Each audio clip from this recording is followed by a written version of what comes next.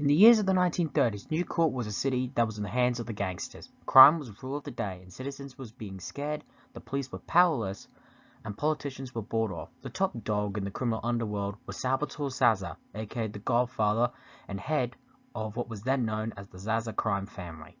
But things began to change as a masked man emerged from the shadows, driving around in his car, the Silver Phantom, and aided by his partner, another masked vigilante, waged war on the city's top gangland figures and other notable criminals. That man was Benjamin Benny Cohen, a city councilman, but to the city of Newport, he was simply known as the Masked Dragon. I'm Harrison Phillips, city historian and butler to the Cohen family. I'm writing a series of entries about the Dragon's exploits, all his adventures, all the crimes that were committed in this city, and all the criminals he and his allies brought to justice. Previously on the Dragon's Wars, while the team was taking down the last remaining racket of the Zaza crime family, only for the Masked Dragon and the demon ending up being tied up, unmasked, and on the verge of being killed. Everything rides on this. This is the team finally going up against the Godfather himself. This is the Dragon's Wars.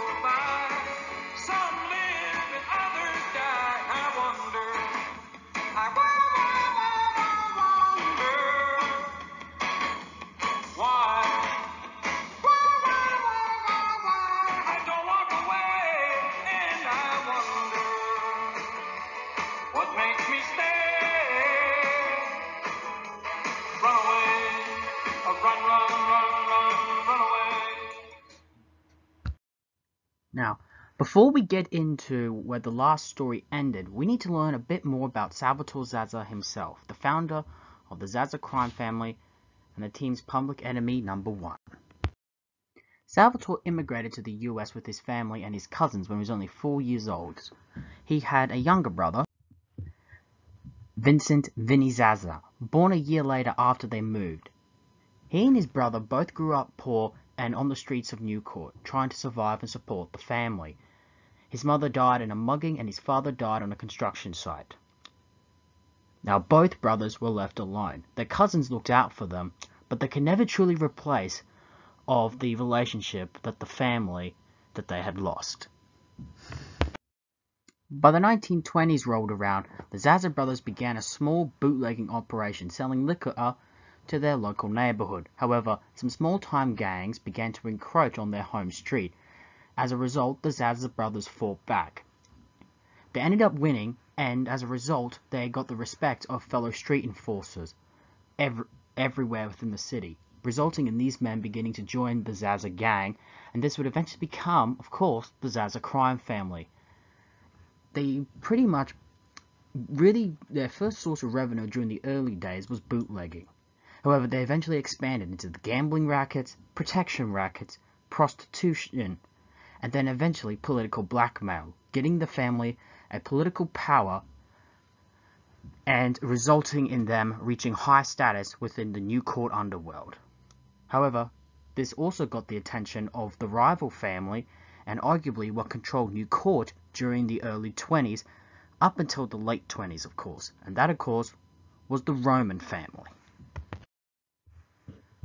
The boss of that family, the Roman family, was Martello Murray Roman, an old mustache-peed mafioso that immigrated from Sicily, and he built his criminal empire mostly on fear and murder. He was mostly into the bootlegging, protection rackets, and even some of the very thin drug trade. But because of the new Turks that were approaching, such as the Zaza brothers, were really threatening his power. He managed to deal with the other younger Turks, but he could never take down the Zazas. The Zaza, however, was willing to have a peace agreement with him. However, due to them being more of an old mustache Pete, he really couldn't accept it, and this resulted in a gang war between the families, with brutal casualties on both sides. It all ended, however, in 1928 with Roman himself's murder.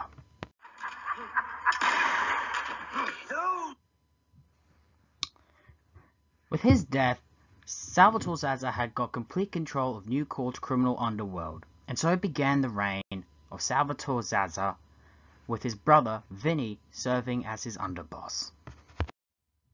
With that history out of the way, let's get back to the main story. With our heroes captured, the team was trying to locate where they were possibly hiding. Tony and Warren tracked down where Buffs was hiding out at an old candy store. When they got there, they saw Vinny was there, about to burn the ledger. That was proof of basically Zaza's involvement in controlling the unions, and a gunfight quickly broke out.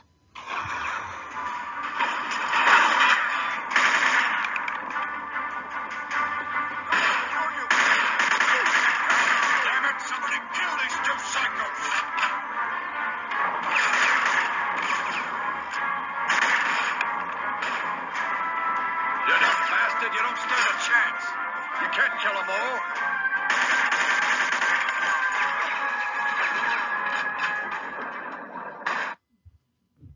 Vinny was knocked out, but Buffs was fatally wounded. They began to interrogate him on where the dragon and the demon were.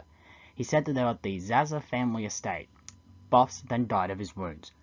The two of them began to make their way to the estate, where they saw the two vigilantes tied up and gagged. With Salvatore about to kill Jody in front of the boys, the two eventually bursted out into the window and started shooting, causing a distraction. I'm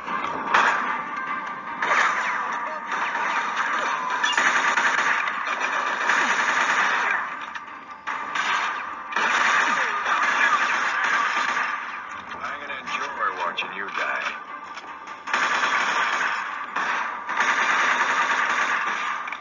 Come on, now, running. There's only two of them.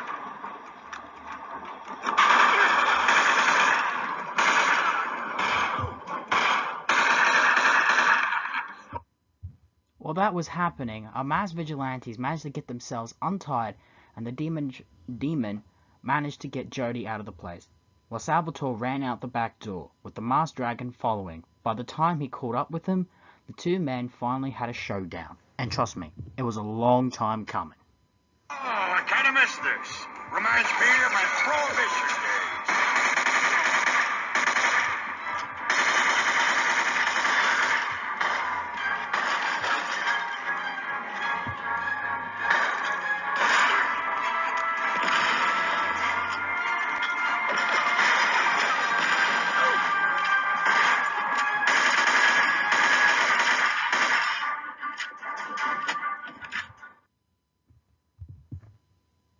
And by the end of it, Salvatore Zaza was dead.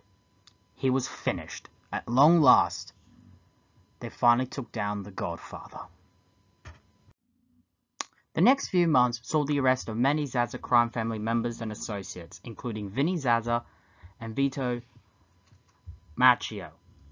And with the ledger that they had, the entire criminal empire was completely smashed. The team had succeeded in destroying all the family's operations. But now the question is, what do they do now? And that finally brings an end to the Salvatore Zaza story arc. Join us next time, as the team are now in World War II time, and this will be the team's last years of them working together. Join us next time in the Dragon's Wars. We'll see you then.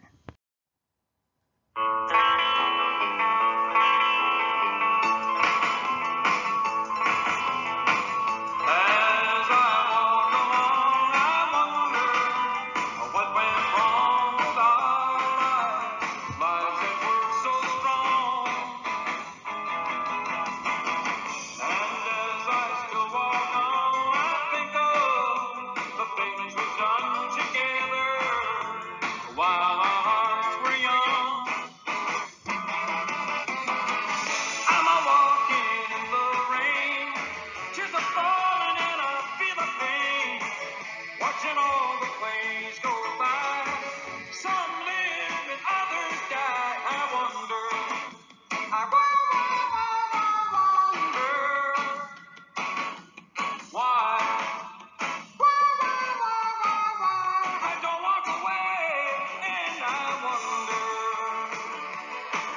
makes me stay.